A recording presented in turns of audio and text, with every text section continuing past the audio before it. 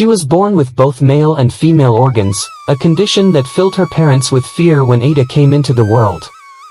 It was a tempestuous night when Pi went into labor, jolting her awake with the force of her contractions. Hastily, a midwife was summoned to assist with the delivery. As rain cascaded outside, Pi was guided to a secluded spot by the bushes, where the midwife urged and aided her through the birthing process. When the baby emerged, the midwife's eyes widened in astonishment at the miraculous sight before her. "What is this?" she gasped. Pi's husband entered the room, drawing near his wife and newborn child. His hands shook as he gazed upon the scene before him. "This must remain a secret," he implored urgently. "I will bestow upon you one of my lands. Please, vow to help us guard this secret." Reluctantly, the midwife acquiesced to their plea for secrecy. Their daily lives became consumed by the fear of discovery. One afternoon, Pi's mother arrived at their doorstep to extend her congratulations and to meet her first grandchild.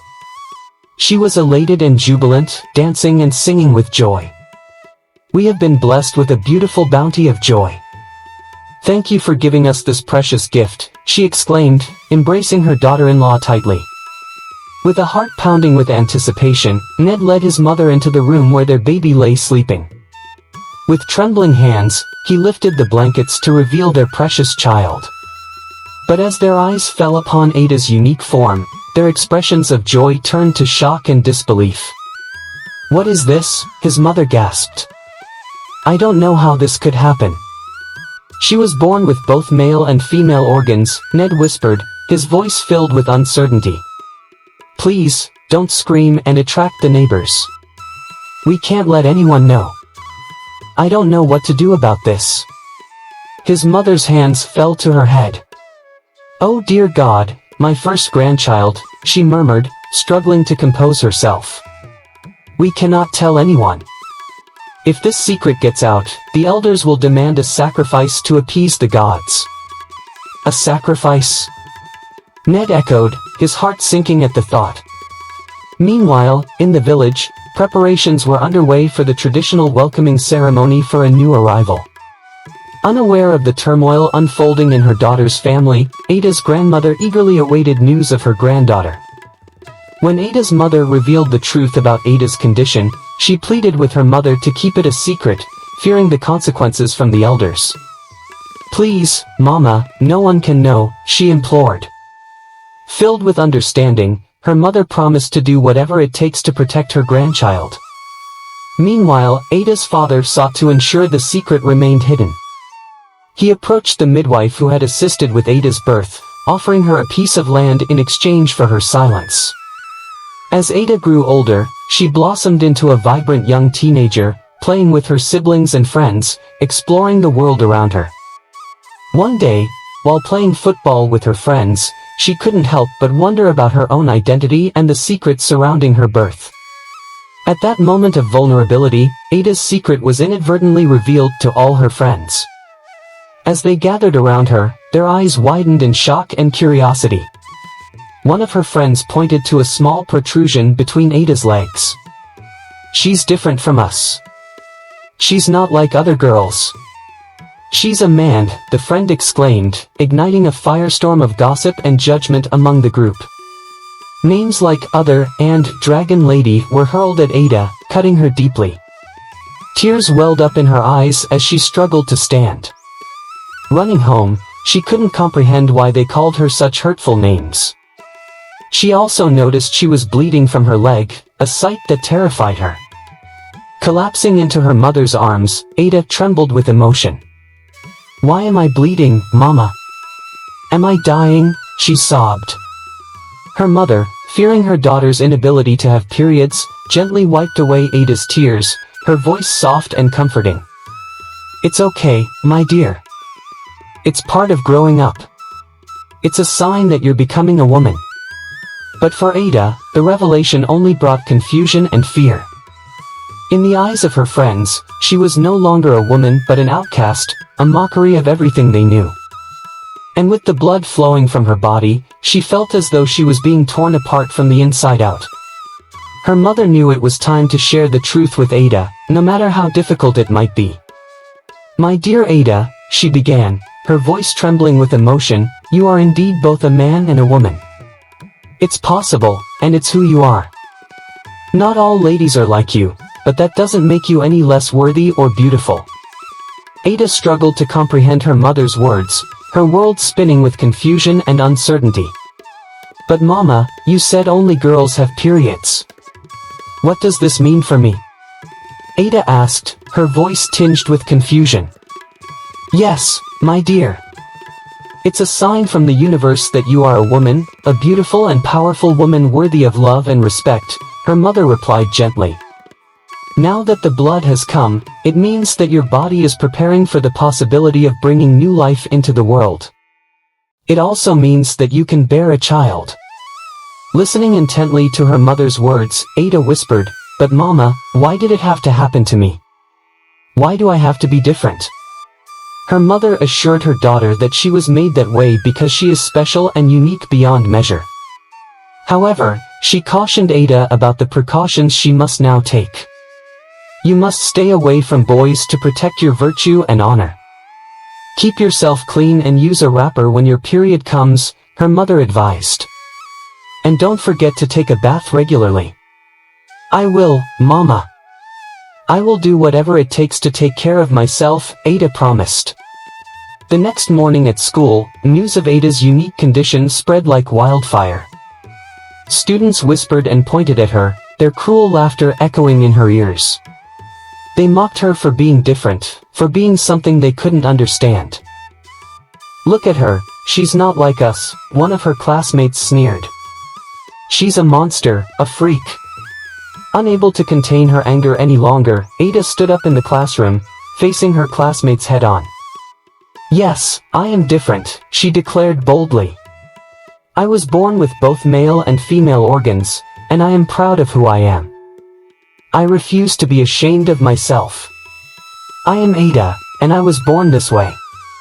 Though her classmates' reactions ranged from shock to derision, Ada stood tall, her confidence unshakable.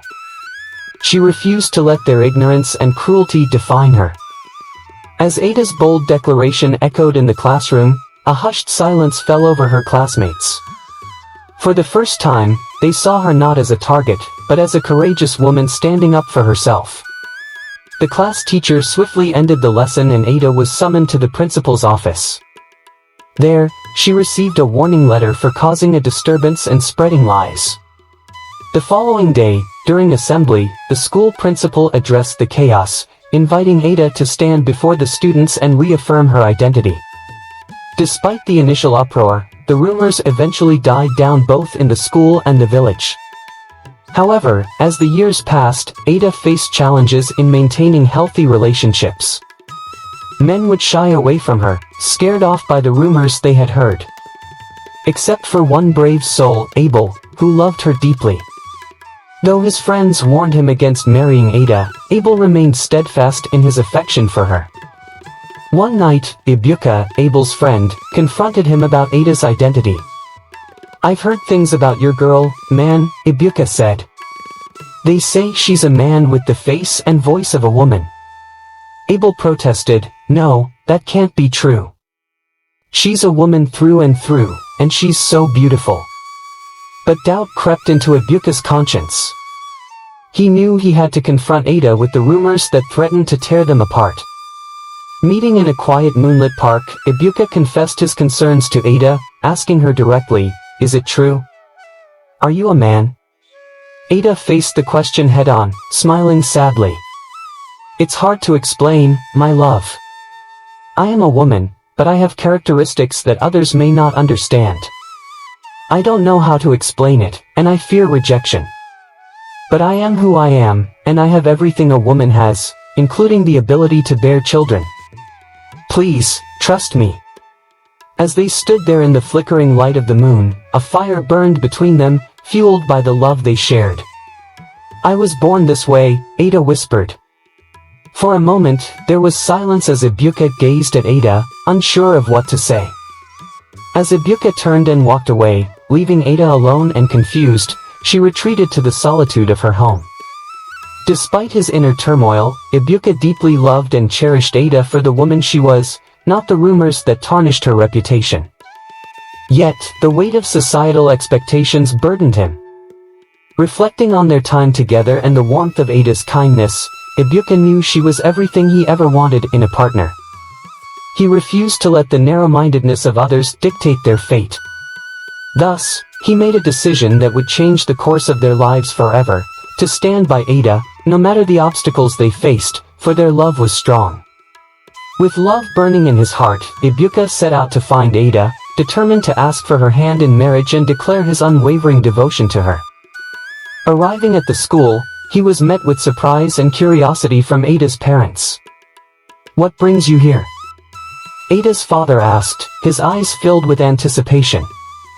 Taking a deep breath, Ibuka declared boldly, "I have come to ask for Ada's hand in marriage." The exchange left Ada's parents astonished. "Are you sure about this?" they asked, exchanging glances. But Ibuka met their gaze with determination. "I love Ada with all my heart, and I will do whatever it takes to make her happy," he affirmed. As Ada stood before him, tears streaming down her face, she couldn't believe the moment unfolding before her. "Yes, I will marry you," she responded, her heart overflowing with joy. The news of their engagement spread like wildfire through the village, igniting more gossip and speculation. Some whispered that Ada would never be able to bear children, while others speculated about her gender. But amidst the whispers and rumors, Ibuka and Ada remained steadfast in their love, knowing that it was stronger than any doubt or uncertainty. And so, on their wedding day, Ibuka and Ada stood hand in hand before their loved ones, ready to face whatever challenges lay ahead with courage and unwavering strength.